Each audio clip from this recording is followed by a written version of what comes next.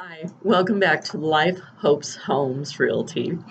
And to this vlog, I'm Heather Smith, the broker and the lead agent here in Northern Utah. So glad you're back and wanted to really talk to you today about buying and selling at the same time. If you're doing that, keep listening and let's see if we can't help put some of your fears at ease. Now, typically, when I've had clients that are looking at buying and selling at the same time, they're nervous about one of two things. First, it's they don't want stuck with two mortgage payments or can't qualify for that and are afraid they'll end up with nothing. The other is they're afraid of moving twice. We have strategies that we can work through as we're writing offers and accepting offers to take care of both of those issues, as long as we're thinking ahead of time what that means. So let's talk about some of those tips and strategies. First of all, know what excites the seller of the property that you've found that you like. It may be that they want a little longer closing date. Great, we can work with that. Or maybe they need to get a certain amount price-wise or a little higher. Maybe they need to make it easy and not have as much repairs. Things like that. We need to ask. That's just the simple truth of it. Now, I want you at the same time as a seller thinking about what's most important to you so we can convey that to the buyers of your property.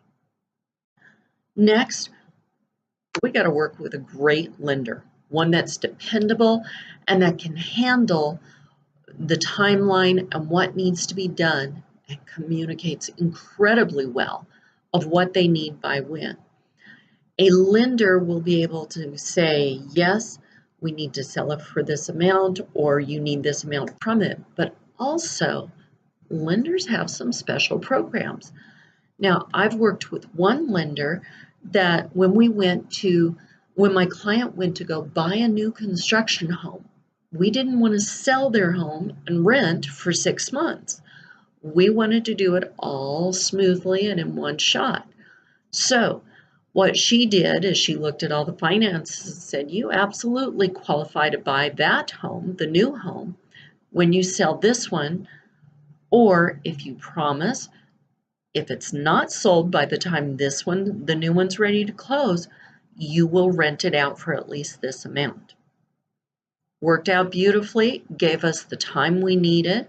2 months before the new construction home was finished, we put their home on the market and made it clear to the buyers of when we wanted to move out. Worked smoothly and beautifully. No problem whatsoever. There may be options such as bridge loans that help you purchase the new property while you're waiting for yours to close, or other options. So a good lender is vital.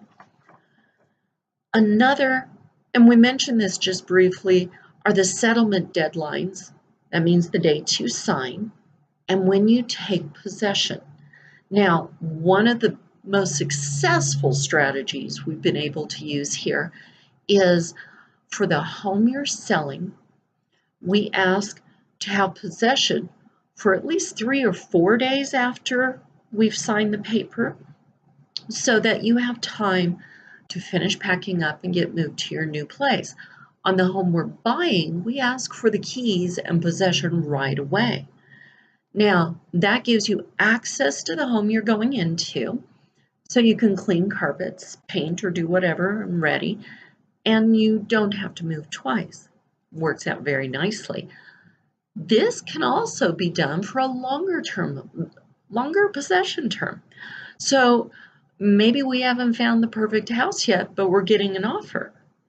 We can make it contingent on us renting the home back for a month, 2 months, 3 months. So you have the 4 to 5 weeks it takes to sign the papers and close, and then a month, 2 or 3 months after to rent it back and find the perfect home. So just in summary, if we work purposefully and have a plan in mind, and don't panic, we can do this. Buying and selling can be a great, exciting experience, and it doesn't have to be full of stress. So, there you have it. There's more details if you want to take a look over at the website, LifeHopesHomes.com, or give me a call and ask me questions. My number is 801-589-9688. Thank you, and I will talk to you again soon.